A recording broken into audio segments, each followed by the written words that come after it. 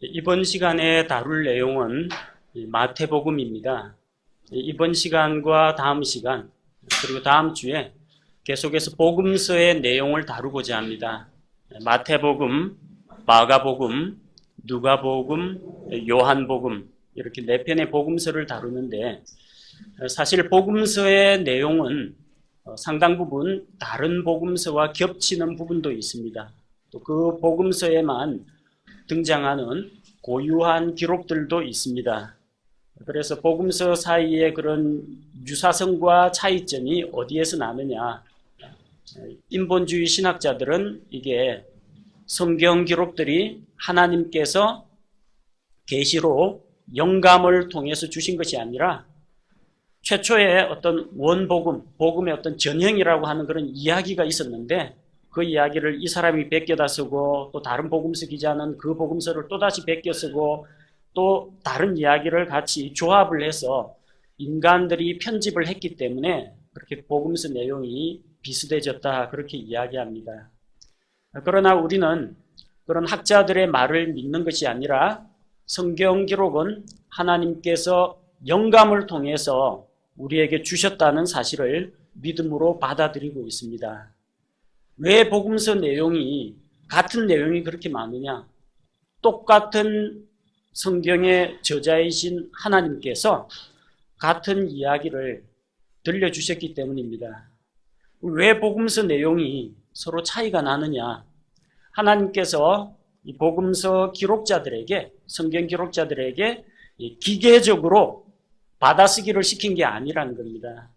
각 기록자들이 가지고 있는 고유한 지식 수준, 성장 배경, 당시 시대적, 종교적, 문화적인 배경들, 이런 모든 것들, 그 사람의 개성이나 스타일이나 인간관계나 이 모든 것들을 다 종합하셔서 각 개인의 독특한 스타일이 반영되도록 하셨다는 겁니다. 그럼에도 불구하고 하나님께서 자신의 말씀을 기록자들에게 주셨기 때문에 이것은 사람의 말이 아니라 하나님의 말씀이라는 겁니다. 자, 복음서의 유사점과 차이점에 대해서 말씀드렸습니다. 그 중에서도 네 복음서 가운데에서 독특한 특징을 가지고 있는 그 복음서가 마태복음입니다. 마태복음은 다른 복음서와 달리 유대인들을 대상으로 기록이 되었습니다.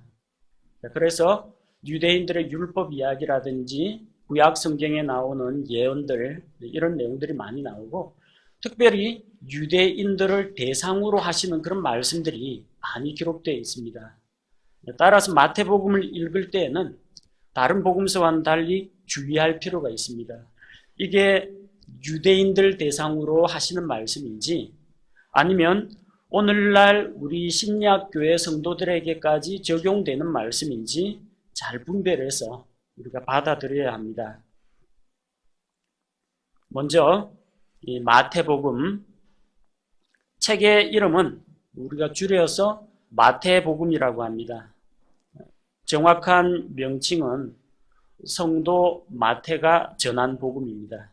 성도 마태가 전한 복음. 여기 성도란 말이 책 첫머리에 ST라고 되어 있죠. 세인트입니다. 세인트라고 하면 로마 가톨릭에서는 무슨 성인, 성자라고 이야기하는데 뭐 특별하게 기적을 베풀고 모범적인 삶을 살아야 성인으로 성자로 추대되는 게 아니고 구원받은 하나님의 백성은 다 성도입니다. 마태는 예수님의 12 제자 가운데 한 사람입니다.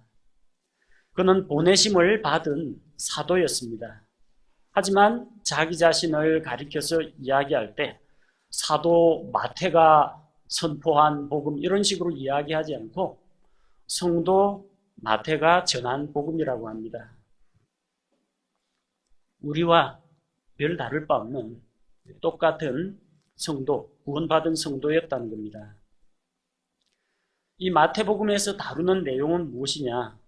책의 주제는 구약에 약속된 메시아 그리스도께서 오신다. 그리고 그 그리스도께서 하늘의 왕국이 가까이 왔다라는 것을 선포하시는 것입니다. 책의 기록자는 마태인데 본래 이름은 유대식 이름은 레위입니다. 레위는 야곱의 12아들 가운데 세 번째 아들이죠. 르벤, 시므온, 레위, 유다 이렇게 레아가 낳은 아들 가운데 세 번째 아들입니다. 그 이름의 뜻은 연합이라는 뜻입니다. 레아가 이 아이를 낳고 이제 내가 이렇게 남편에게 새 아들을 낳았으니까 나를 홀대하고 외면하던 동생 라헬만 좋아하던 그 남편이 이제는 남편이 나와 함께 연합할 것이다. 그래서 이름을 레위라고 지었습니다.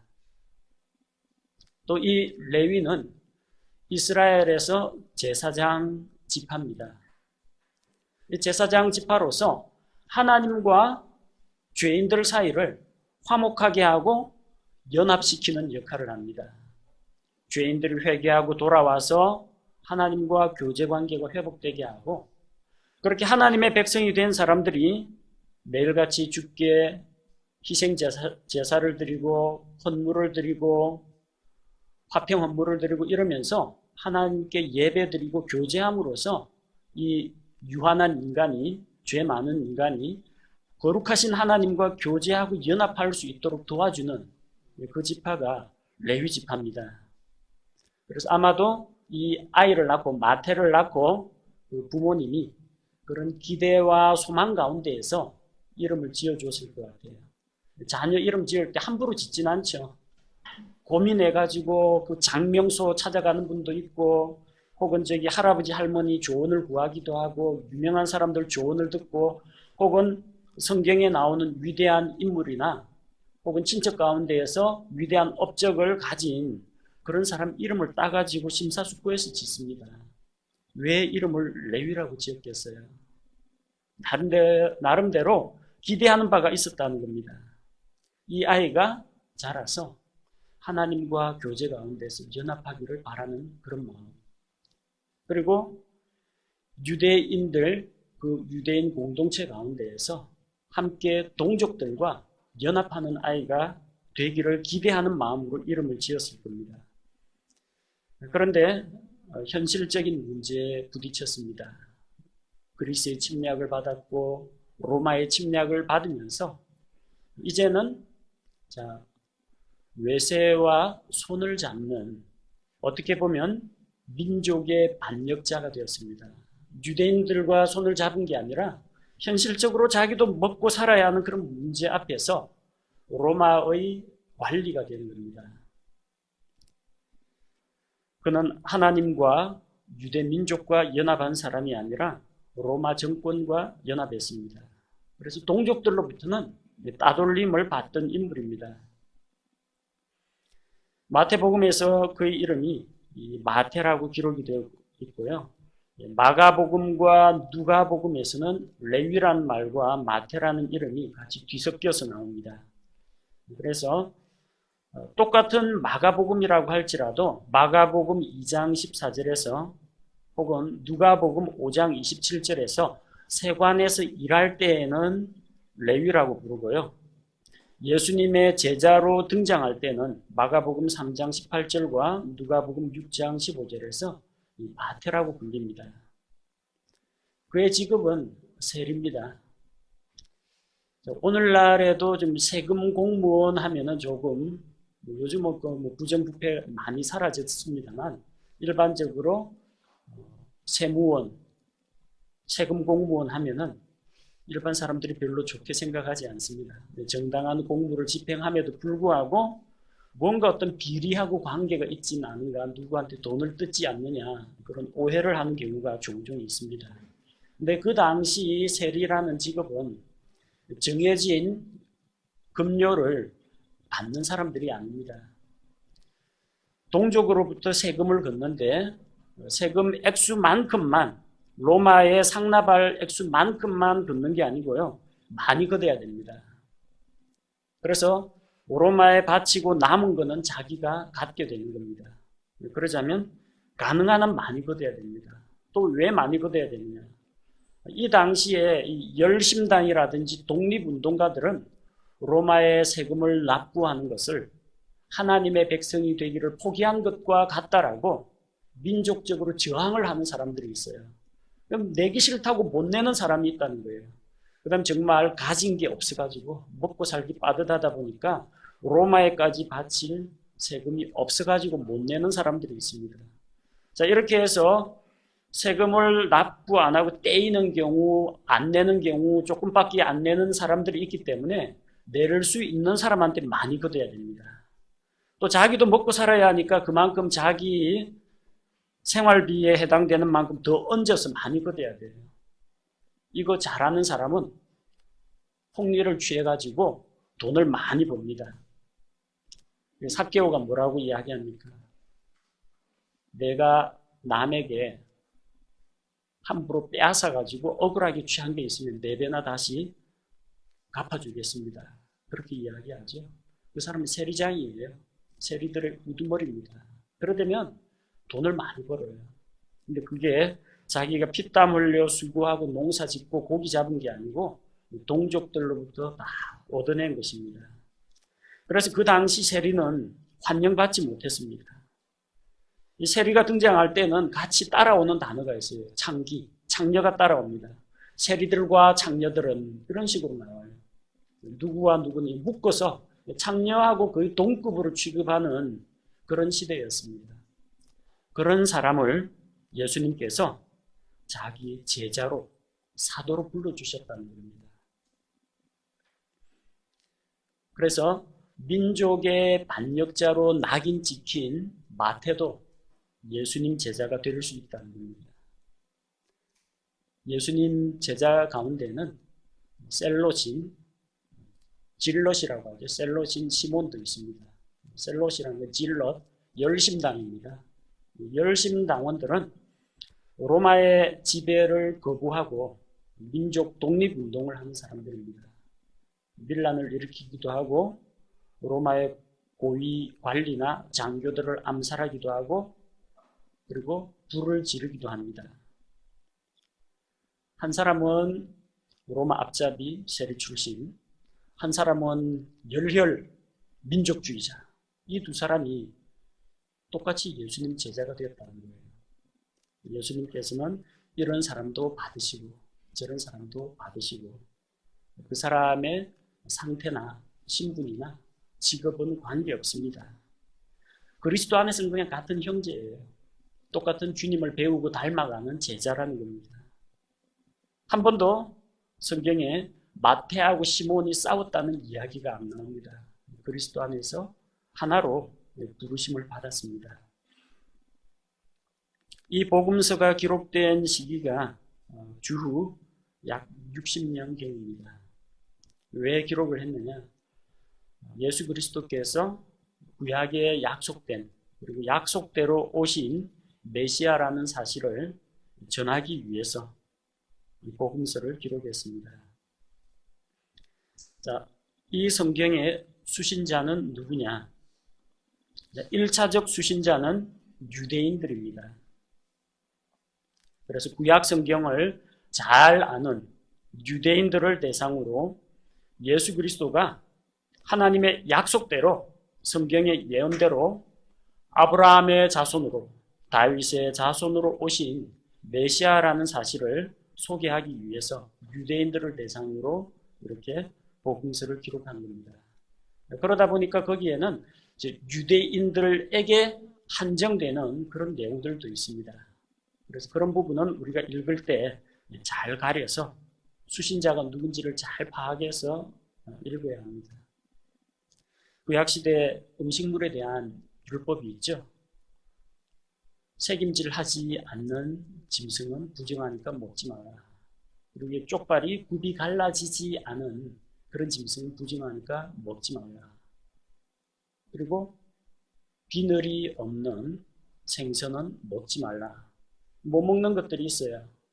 자, 그런데 오늘날 우리는 되새김질하지 않는 돼지 잡아가지고 돼지 불고기, 삼겹살, 돼지갈비 다 먹습니다.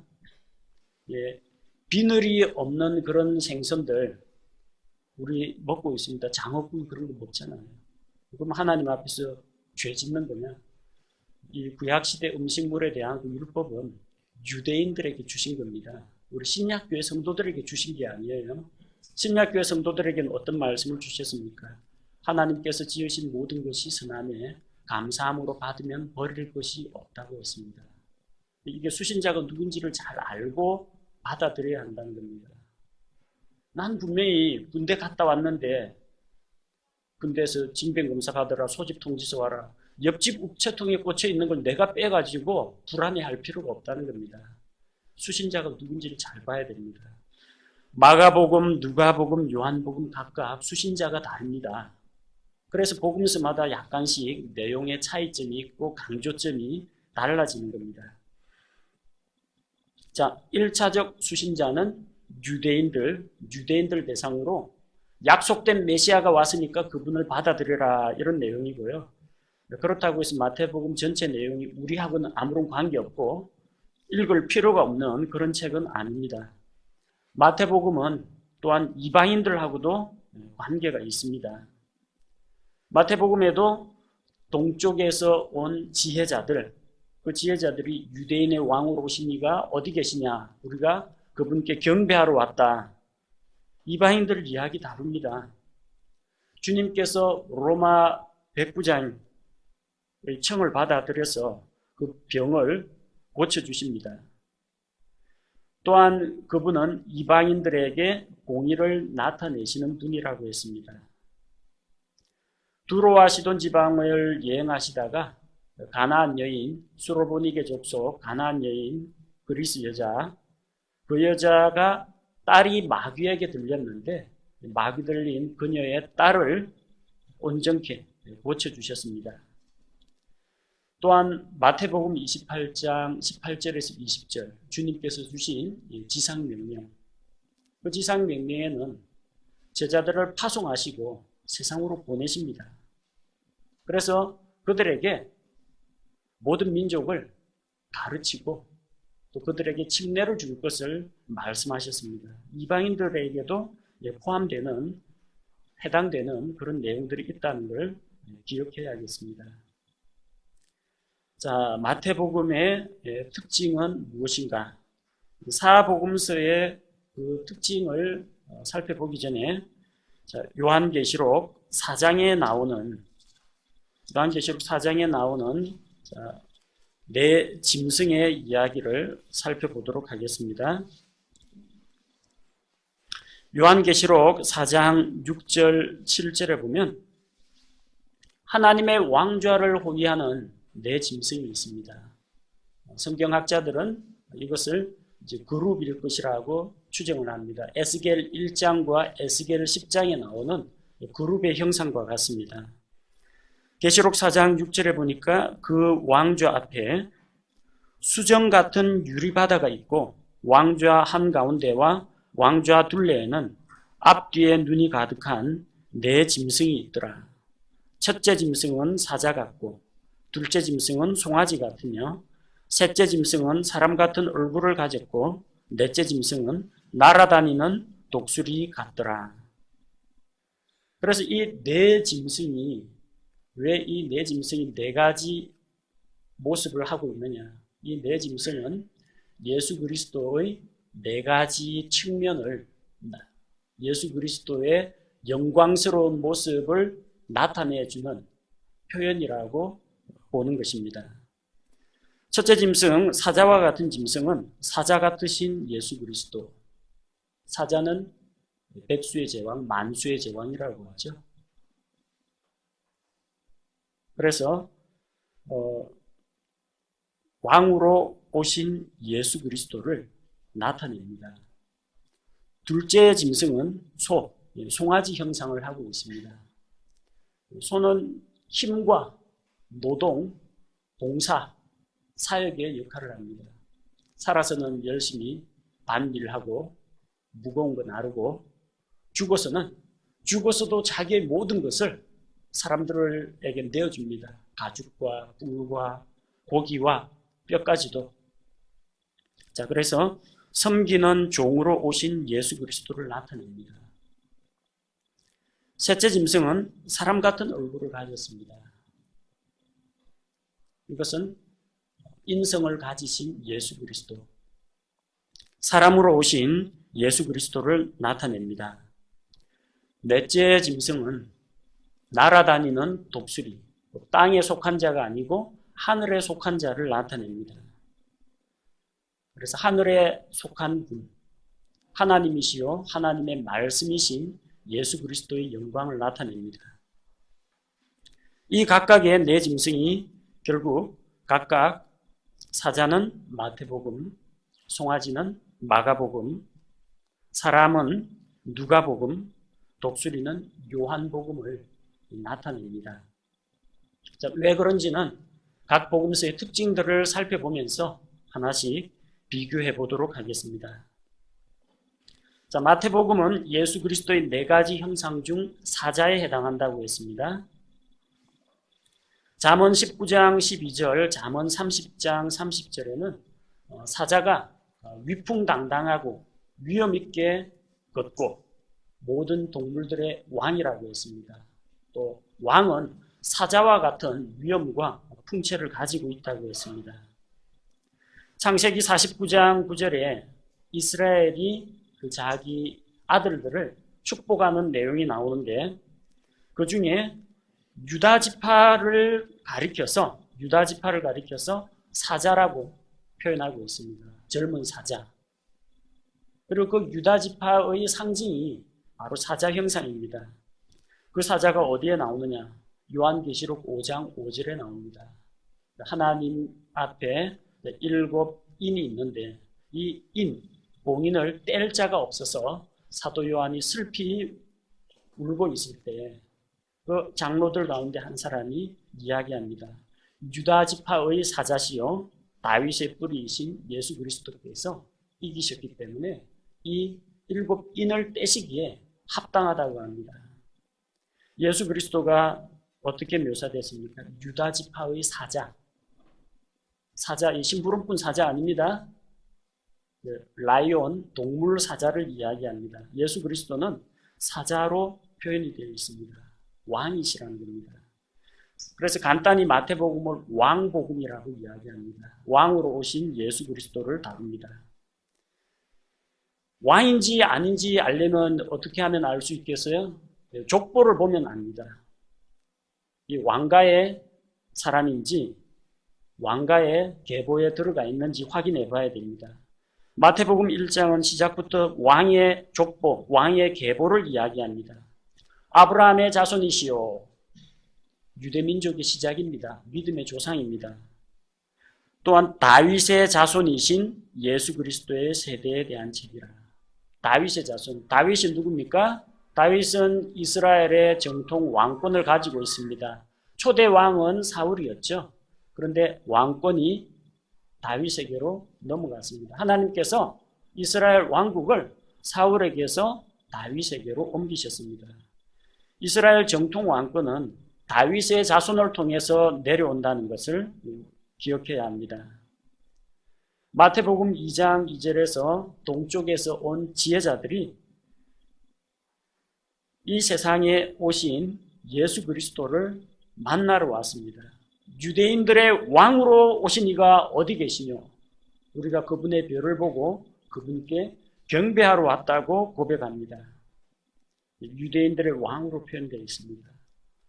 예수님께서 지나가실 때마다 도움이 필요한 사람들은 예수님께 부르짖었습니다. 뭐라고 부르짖었어요? 오 예수님 이렇게 부르짖었어요. 다윗의 자손 예수님이시여 하고 부릅니다. 마태복음에서 특히 그런 표현이 많이 나옵니다. 마태복음에 다윗의 자손 예수님이여 나를 긍휼히 여기소서 이런 표현이 10번 나옵니다. 마가복음에는 3번 나옵니다. 누가복음에도 3번 나옵니다. 요한복음에는 안 나옵니다. 요한복음에서는 다윗의 자손 예수님이 아니라 처음부터 계신 말씀이 육신이 되어 우리 가운데 오신 예수 그리스도, 하나님이신 예수 그리스도를 다루기 때문에 다윗의 자손으로 소개하지 않습니다. 마태복음은 특별히 다윗의 자손 왕으로 오신 그 예수 그리스도를 강조하고 있습니다. 그래서 다른 복음서와는 달리 이 마태복음이 장엄하고 위엄이 있고 왕의 권능을 나타냅니다. 또 마태가 세리 출신이다 보니까 돈 이야기가 많이 나옵니다. 세리면 하는 게 이제 돈 만지는 이야기잖아요. 그러니까 돈과 관련된 사건이나 돈과 관련된 예화가 자주 등장합니다. 너희 보화를 하늘에 쌓아두라 이런 말씀이나 너희가 하나님과 만몬, 재물을 말하죠. 하나님과 만몬을 같이 섬길 수가 없다. 공세를 납부할 것이냐 말 것이냐 세금 내는 문제, 그리고 빚진 자에 대해서 빚을 탕감해 주는 이야기, 돈 문제 때문에 예수님을 찾아온 부자 청년 이야기, 포도원에 들어가서 일하는 사람들에게 품삯을 나눠주는 이야기, 카이사르에게 납치는 세금 문제, 그리고 달란트의 비유, 다 돈 이야기입니다. 특별히 이 마태가 세리 출신이다 보니까 하나님께서 그의 개성과 그의 직업과 그와 연관된 그런 이야기를 그를 통해서 기록하신 겁니다. 또 마태복음에서 우리가 주의 깊게 살펴야 할 그 주제가 하늘의 왕국입니다. 마태복음은 유대인들 대상으로 하늘의 왕국과 그 왕국의 복음을 선포하는 데 초점이 맞춰져 있습니다. 하늘의 왕국이라는 표현은 성경 다른 데는 나오지 않습니다. 오로지 마태복음에만 나옵니다. 그만큼 이 마태복음과 하늘의 왕국은 아주 관련 있는 그런 주제라는 겁니다. 그렇다고 해서 마태복음에는 하늘의 왕국만 나오느냐? 하나님의 왕국이라는 표현도 나옵니다. 하나님의 왕국이라는 표현은 마태복음에 5번 등장합니다. 누가복음이나 마가복음에도 하나님의 왕국은 나와요. 그러나 하늘의 왕국은 오직 마태복음에만 나옵니다. 이 하늘의 왕국과 하나님의 왕국의 차이점을 잘 알아야만 마태복음을 이해를 할 수가 있습니다.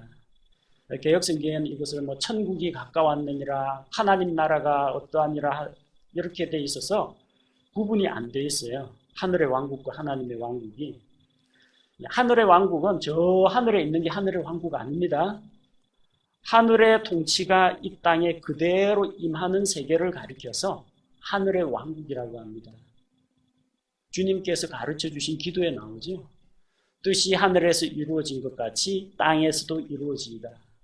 하늘에서 하나님의 뜻이 얼마나 잘 이루어집니까? 반란 세력들, 저기 마귀와 타락한 천사들 다 쫓겨났어요. 순종하는 거룩한 천사들만 있어요. 하나님 말씀을 듣는 거룩과 스랍들과 이 천사들만 있기 때문에 하나님께서 한 말씀 하시면 100% 그대로 실현됩니다. 하늘의 뜻이 하늘에서는 그대로 이루어집니다. 근데 이 인간 세상에서는 안 이루어지고 있어요. 왜?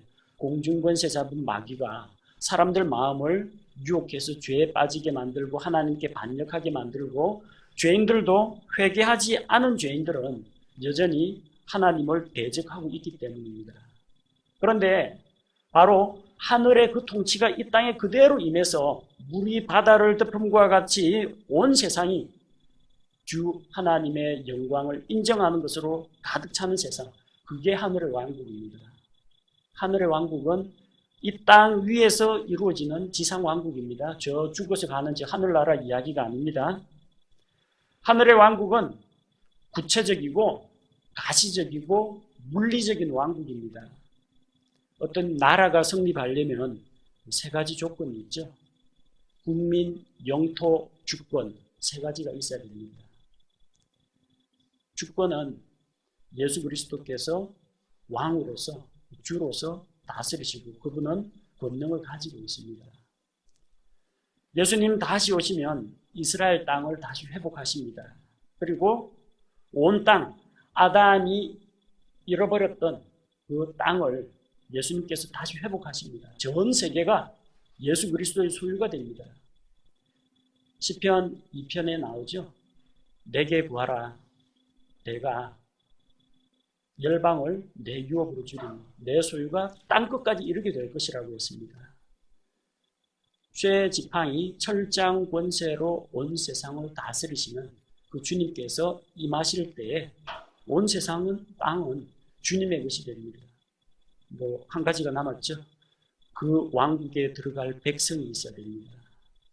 왕도 있고 주권도 있고 땅도 있는데 백성이 없으면 왕국이 안 됩니다. 그래서 하시는 말씀이 뭐예요? 회개하라, 하늘의 왕국이 가까이 왔느니라. 왕께서 오셨다. 이 땅에 왕국을 세우신다. 너희 죄인들아, 회개하고 왕 앞에 나와서 그분의 백성이 되고자 하는 자는 나오라는 이야기입니다. 하늘의 왕국에는 왕이 있고 신하들도 있습니다. 영토도 있습니다.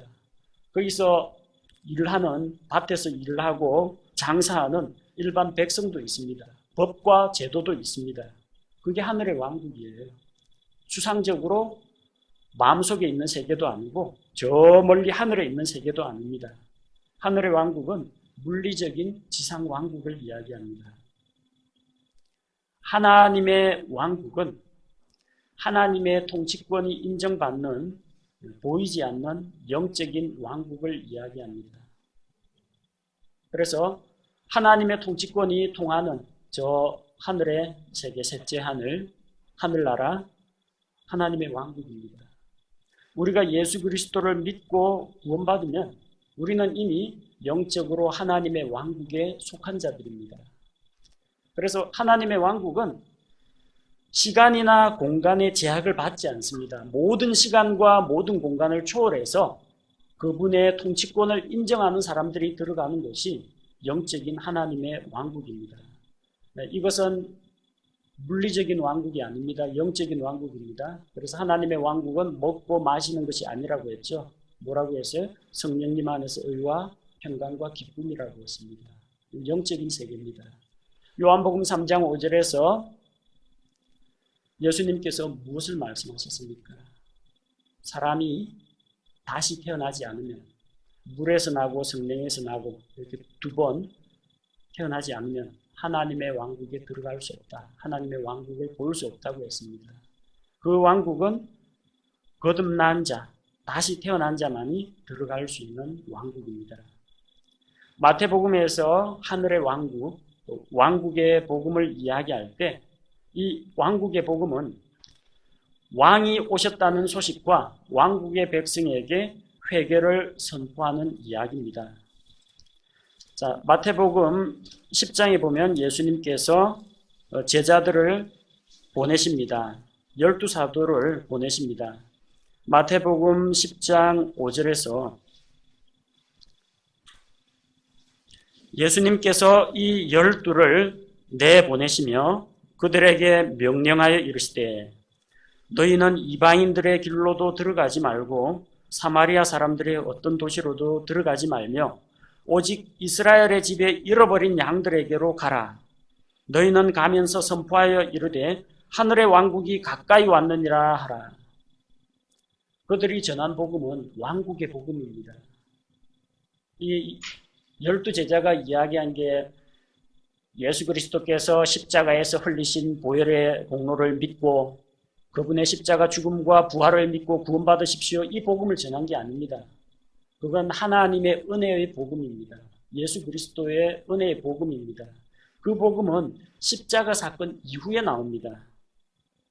지금 마태복음 10장에서는 예수님께서 십자가에 달려서 피 흘리시기 전입니다. 그러니까 예수 믿고 구원받으세요. 이 복음하고는 다르다는 이야기예요.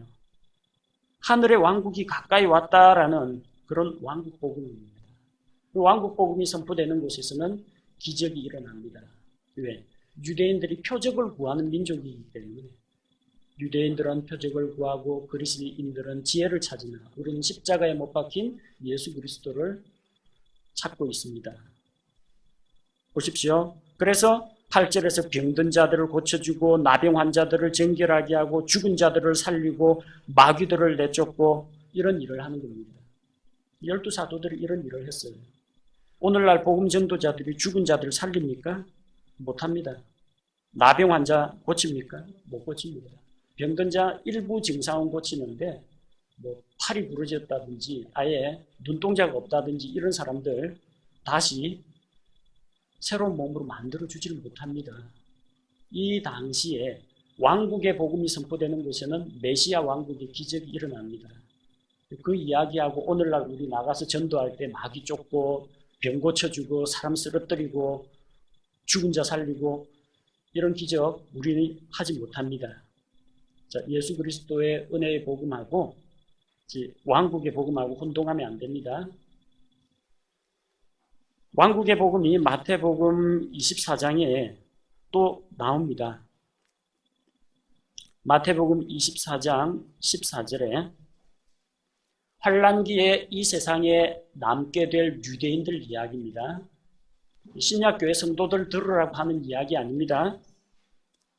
마태복음 24장 14절에 왕국의 이 복음이 모든 민족들에게 증언되기 위해 온 세상에 선포되리니 그제야 끝이 오리라. 왕국의 이 복음이라고 했어요. 지금은 유대인들이 그 메시아 왕국, 메시아를 받아들이지 않고 있어요. 예수님 당시에도 왕을 거절했습니다.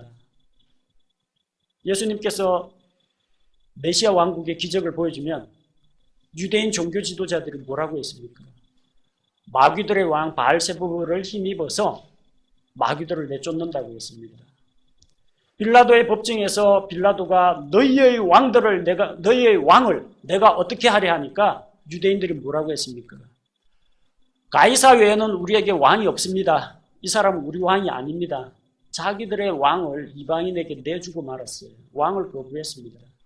왕과 왕국을 거부했어요. 그래서 그들에게 주기로 한 하늘의 왕국, 지상 왕국은 유대인들이 받지 못했습니다. 그들이 회개하고 돌아올 때까지 연기되어 있습니다. 환난기를 통해서 그들은 다시 왕국의 복음을 선포하고 유대인들이 회개하고 돌아오는 일이 일어난다는 겁니다. 이 마태복음 24장 14절을 신약교회에다 적용시켜가지고 예수님 재림하신다더니 왜 아직도 안 오시느냐. 우리가 전도를 안 해서 그렇다. 미전도 종족에게 복음을 전하고 온 세상에 복음이 전파되어야만 저 중동 땅, 이스라엘 땅, 저 아랍권까지 복음이 다 전파되어야만 그제야 예수님 오신다라고 이야기하는데 지금 이 왕국의 복음은 예수 그리스도의 은혜의 복음이 아닙니다. 마지막 환난기 때에 유대인들이 왕국 복음을 듣고 세상에 다시 오실 예수 그리스도를 이 적그리스도의 왕국을 무너뜨리고 예수 그리스도께서 영원한 왕국을 천년왕국을 지상왕국을 세우실 것을 기대하면서 찬송하리로다 주의 이름으로 오시는 이여 하고 그분을 환영할 준비가 되었을 때 그때 이제 환난기가 끝이 나게 됩니다. 그래서 마태복음 10장이나 24장에서는 왕국의 복음을 이야기했어요. 근데 예수 그리스도 십자가의 죽음과 부활 사건 이후에 마태복음 28장 19절, 20절 말씀에서는 이제는 너희는 가서 모든 민족들을 가르치고 그들에게 침례를 주고 내가 너희에게 분부한 모든 것을 가르쳐 지키게 하라고 말씀하십니다.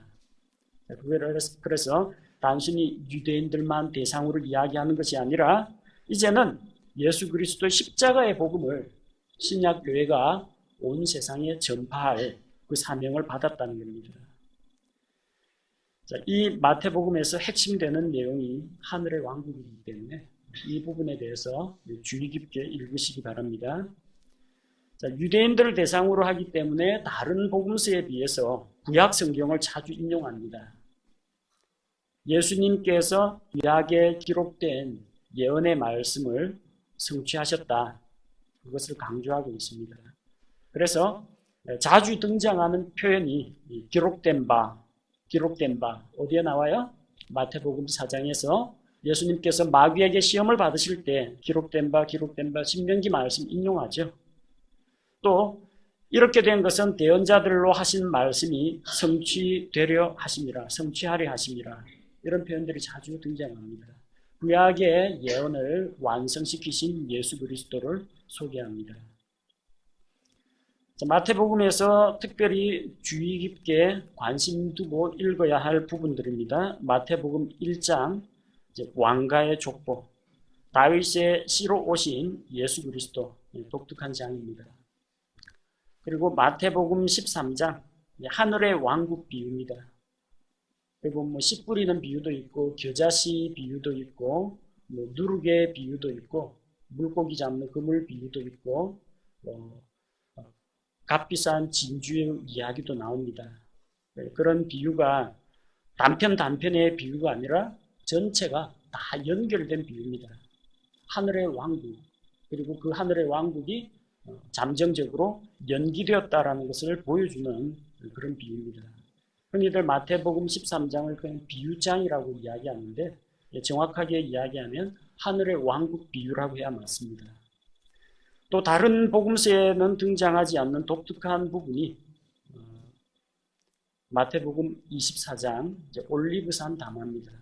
마지막 날들에 예루살렘이 에워싸이고 무너지고, 또 유대인들에게 엄청난 큰 핍박, 그것이 임하게 될 것이고, 환란기에 남겨진 유대인들에게 일어날 일들에 대해서 보여주시는 말씀입니다.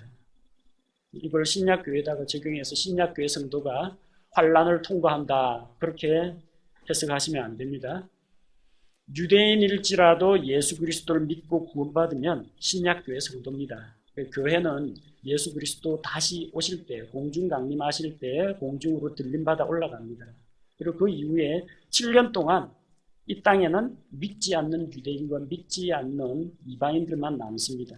7년 환란기 중에 하나님께서 두 증인과 14만 4천 명의 유대인 전도자들을 통해서 다시 왕국의 복음을 선포하십니다. 그때 그들 가운데에서 이스라엘 민족이 적그리스도에게 한번 속고 배신당하고 난 다음에 예수님이 진짜 메시아라는 것을 깨닫고 뒤늦게 회개하고 돌아오는 일이 일어난다는 겁니다. 그런 배경을 잘 알고 읽으면 마태복음도 그리 어렵지 않습니다. 마태복음에서 핵심되는 이야기, 역시 왕 이야기입니다. 왕이라는 단어, 왕국이라는 단어가 56번, 하늘의 왕국 이야기가 33번 기록이 되어 있습니다. 그래서 마태복음은 왕복음이다. 왕으로 오신 예수 그리스도에 대한 이야기다. 그런 관점으로 읽으시면 마태복음이 한눈에 꿰어질 겁니다.